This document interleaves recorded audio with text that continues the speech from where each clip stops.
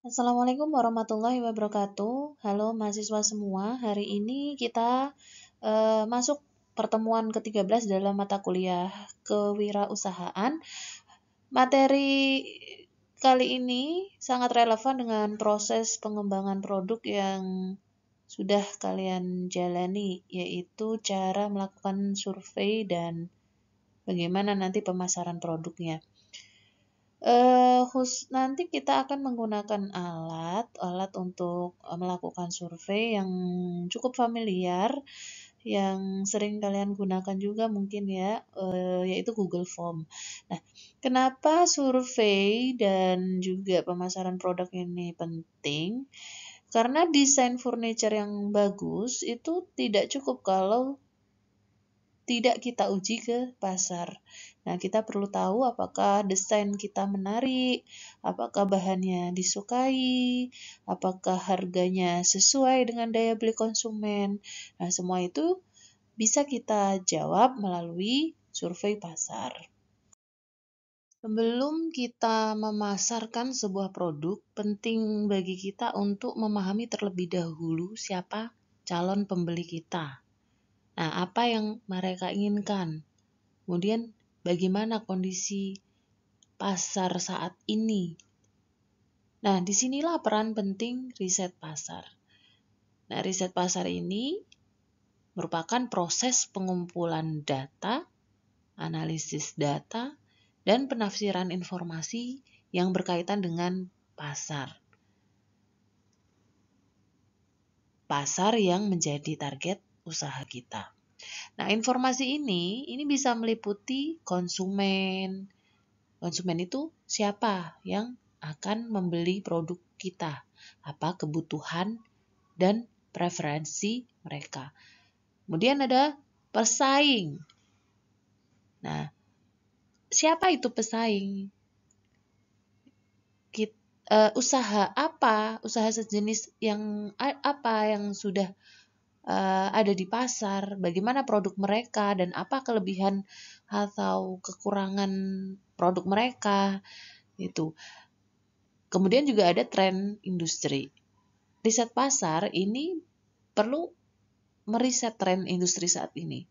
Bagaimana arah perkembangan produk atau teknologi apa yang baru di bidang usaha yang kita tekuni, termasuk mungkin desainnya, harganya, dan gaya hidup yang mempengaruhi minat beli gitu kan. Nah, dengan riset pasar kita tidak hanya mengandalkan intuisi atau perasaan kita, tapi ini benar-benar menggunakan data nyata untuk mengambil keputusan. Contohnya dalam konteks furniture, misalnya kalian ingin membuat bench kayu minimalis itu.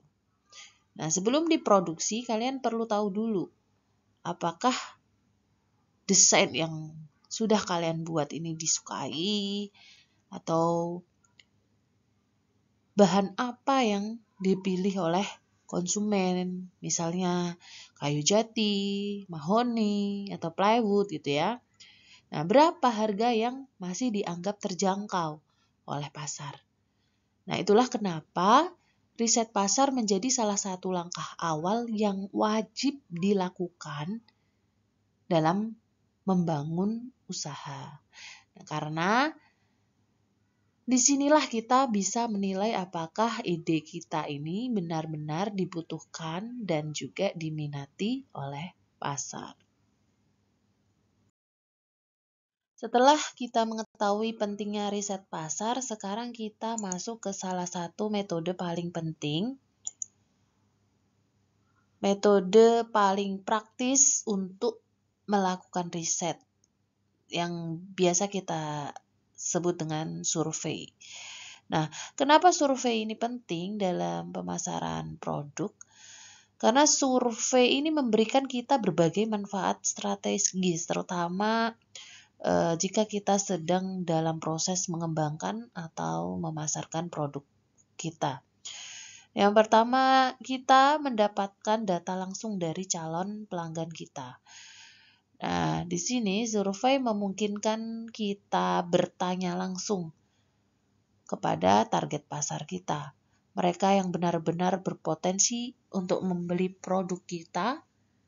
Misalnya kita bisa mengetahui ya apakah konsumen ini lebih menyukai kursi kayu dengan sandaran lurus atau melengkung gitu ya. Atau mungkin dari warna, mereka lebih suka yang natural atau warna solid gitu.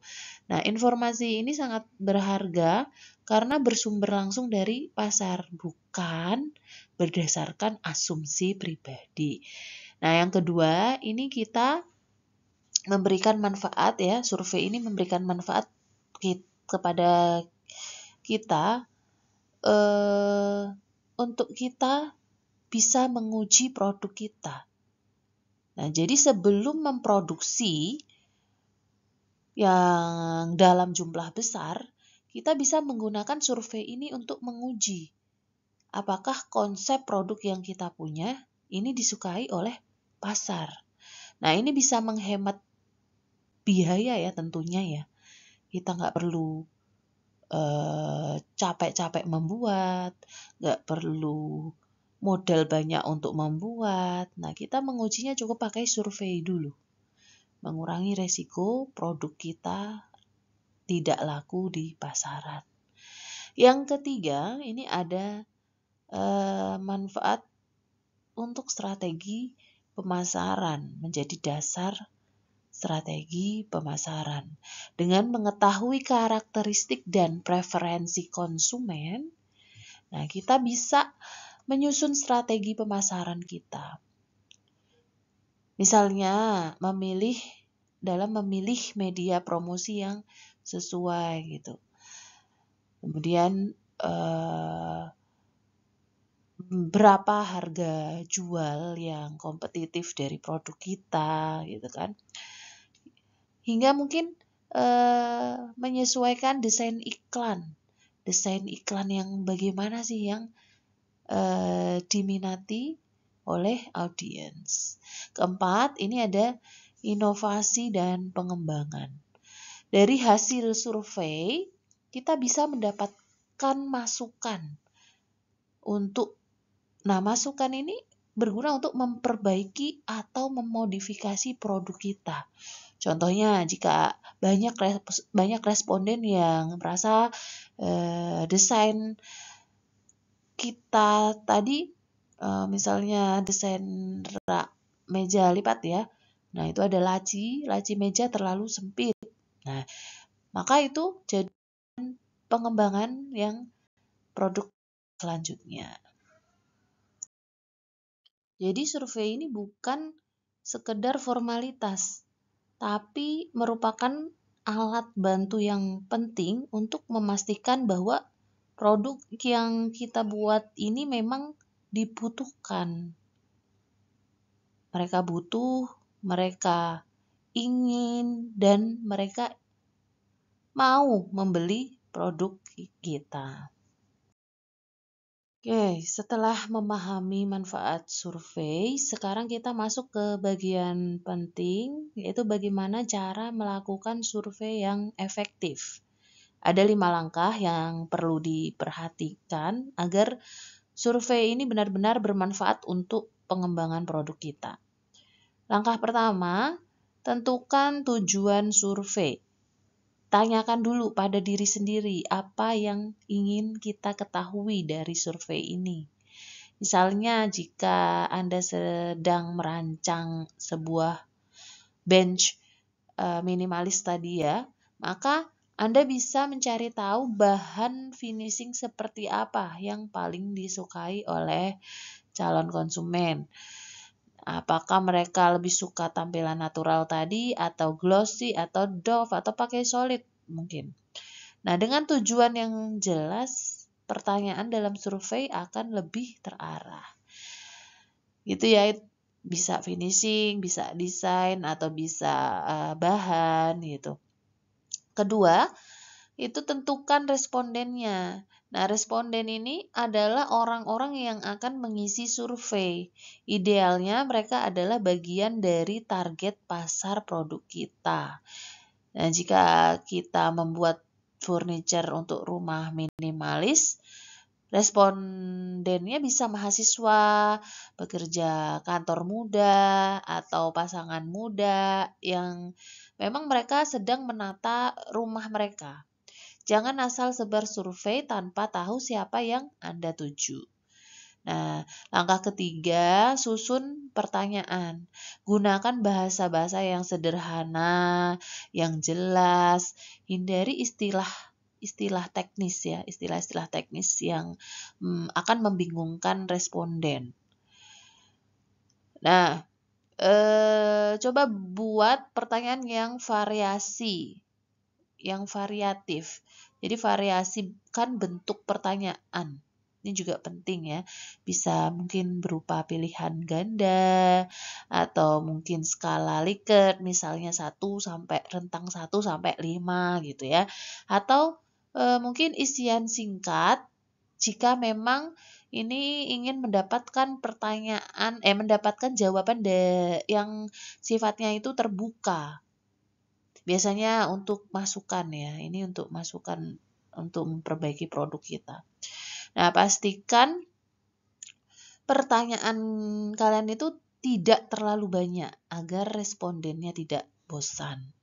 Terus langkah keempat, sebarkan survei. Gunakan media yang paling sering diakses oleh target pasar Anda. Bisa lewat media sosial, misal seperti Instagram, WhatsApp, atau grup komunitas di Telegram gitu. Nah, sertakan ajakan yang sopan dan menarik. Misalnya yuk bantu isi survei untuk pengembangan desain produk karya mahasiswa gitu. Nah, langkah kelima, analisis hasilnya. Setelah data terkumpul, waktunya kalian menganalisis. Apa tren yang muncul? Apakah lebih banyak yang menyukai warna natural tadi atau warna gelap tadi gitu. Nah, rentang harga. Nah, ini rentang harga berapa yang mereka anggap wajar misalnya. Data-data tadi akan menjadi dasar keputusan Anda, keputusan kalian untuk menyesuaikan baik itu desain, terus juga harga jual, hingga ke promosi produk kalian nanti itu. Jadi survei yang efektif itu bukan hanya soal membuat Google Form ya, bukan hanya soal membuat formulir, tapi tentang bagaimana menyusun strategi dari awal sampai hasilnya ini bisa digunakan untuk membuat produk kita lebih tepat sasaran. Itu. Untuk mendukung proses survei yang kita bahas sebelumnya, untuk melakukan survei itu kan kita sudah tidak zamannya yang menggunakan survei yang pakai kertas. Nah, kita sudah terbiasa dengan alat digital yang praktis dan mudah digunakan. Nah, biasanya aplikasi yang familiar kita menggunakan Google Form. Nah, sebenarnya banyak media survei digital yang lain, tapi memang yang paling familiar mungkin Google Form ini. Nah, ini kelebihannya ini alatnya gratis dari Google yang memungkinkan kita dalam membuat survei, nah, terus atau kuis-kuis secara online gitu ya. Nah, alat ini cocok untuk bagi yang mahasiswa seperti kalian ya, karena bisa digunakan kapan saja dan dari perangkat apapun, laptop, tablet, atau bahkan ponsel. Nah, apa keunggulan dari Google Form ini? Yang pertama tentu saja karena gratis dan sangat mudah digunakan. Nah, kita tidak, kalau gratis ya, untuk yang baru memulai usaha itu kan sangat membantu. Nah, kita juga dalam membuatnya tidak perlu memiliki keahlian IT khusus gitu.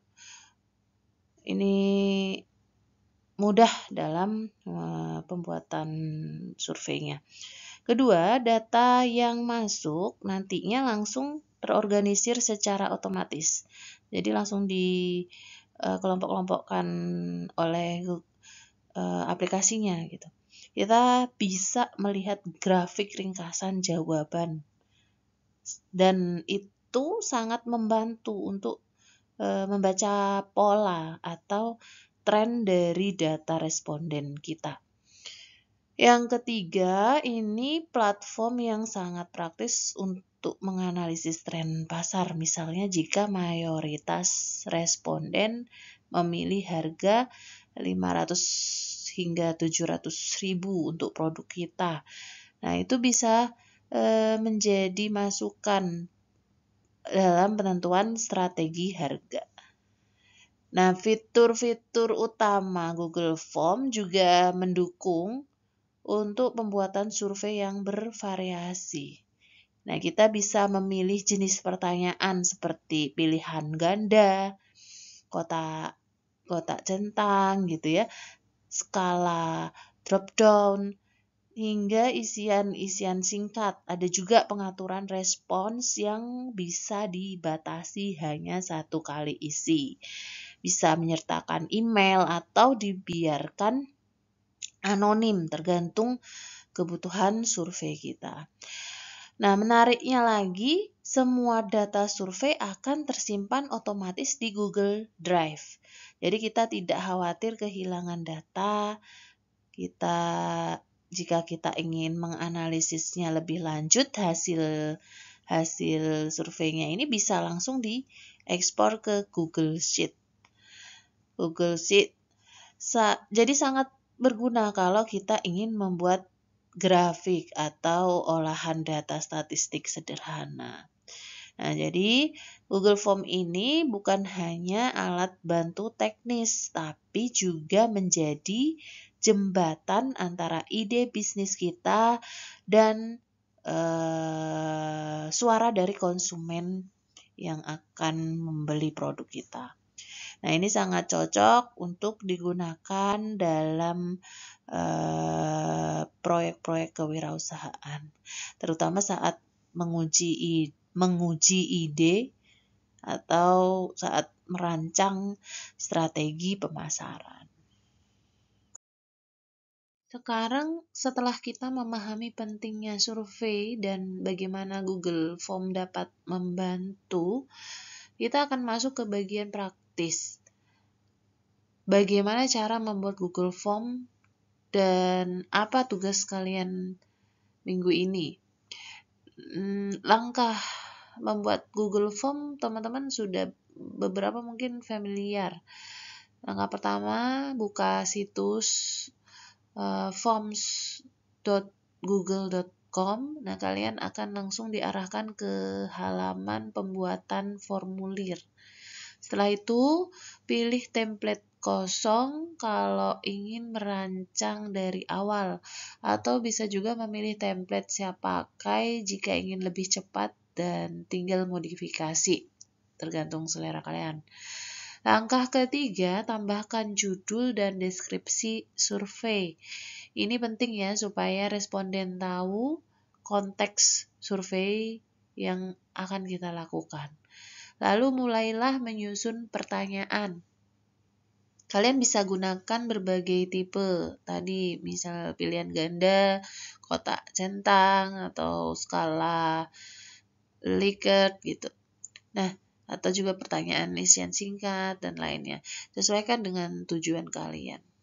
Nah, setelah survei selesai, kalian bisa menyebarkan melalui tautan atau link.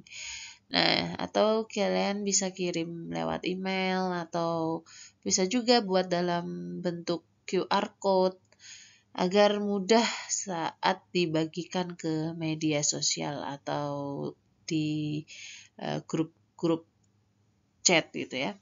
Nah, terakhir, pantau hasil survei secara berkala. Ini kalian bisa unduh datanya untuk kalian analisis sebagai bagian dari laporan tugas gitu. Karena penugasan untuk pertemuan ini, untuk materi ini, tugas kalian adalah membuat survei menggunakan Google Form untuk menentukan strategi pemasaran. Strategi pemasaran satu jenis produk furniture yang sudah kalian pernah desain sebelumnya gitu ya. Fokus utama dari tugas ini adalah bagaimana kalian menyusun survei yang benar-benar bisa menangkap kebutuhan dan selera pasar terhadap produk kalian. Terus untuk kriteria penilaiannya mencakup ketepatan isi dan tujuan survei. Apakah survei kalian punya arah yang jelas? Misalnya ingin tahu minat pasar terhadap warna, harga, atau desain gitu ya. Nah, kesesuaian pertanyaan dengan target pasar, ini pastikan kalian menyesuaikan gaya bahasa dan jenis pertanyaan yang akan diberikan kepada calon responden. Kemudian penugasan penguasaan dari penggunaan Google Form ini, penilaiannya meliputi variasi tipe pertanyaan, gitu ya, kelengkapan form dan bagaimana kalian mengatur penyebaran serta pengumpulan datanya. Jadi tugas kalian ini bukan hanya soal membuat form, tapi bagaimana nanti kalian bisa menghubungkan kreativitas dalam desain produk kalian dengan strategi pemasaran yang berbasis data. Nah, ini merupakan bekal penting kalian untuk sebagai calon lulusan yang ingin melakukan ingin berwirausaha di bidang furniture gitu ya. Oke. Untuk memberi gambaran yang lebih jelas tentang hasil yang diharapkan dari penugasan survei kalian, nah, ini ada contoh untuk tugas kalian. Misalnya ini adalah survei untuk produk bench kayu minimalis. Nah, di dalam contoh ini, mahasiswa ini membuat survei pemasarannya bertujuan untuk mengetahui minat pasar terhadap desain bench yang ia rancang. Nah, terus fokus utama survei ada pada preferensi bentuk, terus juga material kayu, warna finishing, serta kisaran harga yang diharapkan oleh calon konsumen. Kemudian pertanyaan kunci yang digunakan ini dalam formulir survei berisi pertanyaan-pertanyaan seperti apakah Anda menyukai gaya furniture minimalis? Kemudian jenis kayu apa yang Anda anggap cocok untuk bench ini? Kemudian warna finishing seperti apa yang Anda sukai? Kemudian berapa harga yang Anda anggap sesuai untuk produk ini. Nah, ingat ya, untuk membuat jenis pertanyaannya, kalian bisa setting sesuai kebutuhan kalian. Kalau saya lebih senang menyeting dengan checklist. Jadi kalian sudah memiliki pilihan, sudah membuat pilihan-pilihan sehingga mereka tinggal mencentang kotak pilihannya gitu. Nah, selanjutnya hasil survei ini kalian analisa secara singkat. Kalian bisa melihat dari hasil kuesionernya, biasanya nanti letaknya di sebelahnya, sebelah pertanyaan itu sheet yang berbeda ya dengan pertanyaan. Nah, hasil survei ini kalian sebutkan berapa jumlah respondennya. Nah, ini dicontoh misalnya 18 responden. Dari 18 responden yang mengisi formulir diperoleh beberapa hasil. Misalnya 80, misalnya dari desainnya ya. 89% menyatakan suka dengan gaya desain yang minimalis gitu. Terus 50 untuk kayunya, jenis kayunya 50% responden memilih kayu jati sebagai bahan utama. Kemudian untuk harga, kisarannya 72% responden mengharapkan harga sekitar 500.000 sampai 1 juta. Di akhir ada masukan tambahan dari responden bahwa untuk finishing sebaiknya dibuat lebih natural agar terlihat lebih hangat dan mungkin menyatu dengan interior rumahnya. Oke, kesimpulan sementara. Nah, dari hasil ini dapat disimpulkan bahwa desain bench yang ditawarkan ini layak untuk dikembangkan lebih lanjut. Namun, terdapat catatan bahwa perlu dilakukan modifikasi minor mungkin pada warna finishingnya agar lebih sesuai dengan selera mayoritas responden. Nah, contoh ini menunjukkan bagaimana data dari survei dapat menjadi dasar yang kuat dalam mengambil keputusan. Keputusan baik dari desain atau strategi pemasaran gitu ya. Tidak hanya menjual ide tetapi menyesuaikan dengan kebutuhan pasar. Nah, untuk tugas teman-teman nanti membuat form pertanyaan, membuat Google Form dengan pertanyaan-pertanyaan yang sudah teman-teman susun. Kemudian teman-teman untuk mendapatkan hasil yang seperti contoh ini, teman-teman juga perlu menyebarkan kuesioner teman-teman sesuai dengan kebutuhan dari produk kalian ya, misal targetnya adalah usia sekian sampai sekian, berarti kalian share linknya ke mana harus disesuaikan. Setelah share link ya, kalian beri batasan waktu untuk mengisi, jangan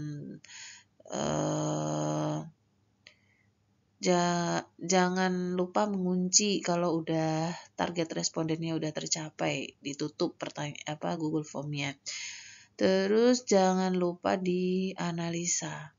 Jadi ditutup dulu Google Form-nya, kemudian kalian analisis dan hasilnya kalian buat seperti yang di contoh ini. Nah, nanti kenapa harus ditutup? Agar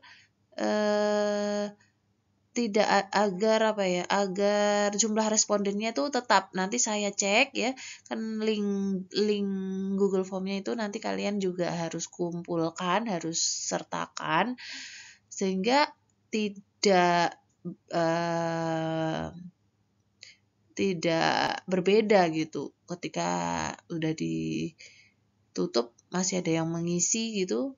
Terus saya ngecek ternyata respondennya beda, kok nambah di saya gitu. Padahal di analisa kalian total respondennya 18, ternyata di saya 20 karena kalian lupa mengunci Google Form-nya. Nah, itu bisa saja terjadi. Sehingga perlu kalian tutup dulu Google Form-nya, kemudian baru dianalisa dan dibuat analisa singkatnya seperti yang ada di contoh ini. Begitu ya. Sekian untuk materi yang survei dan pemasaran ini. Saya akhiri. Wassalamualaikum warahmatullahi wabarakatuh.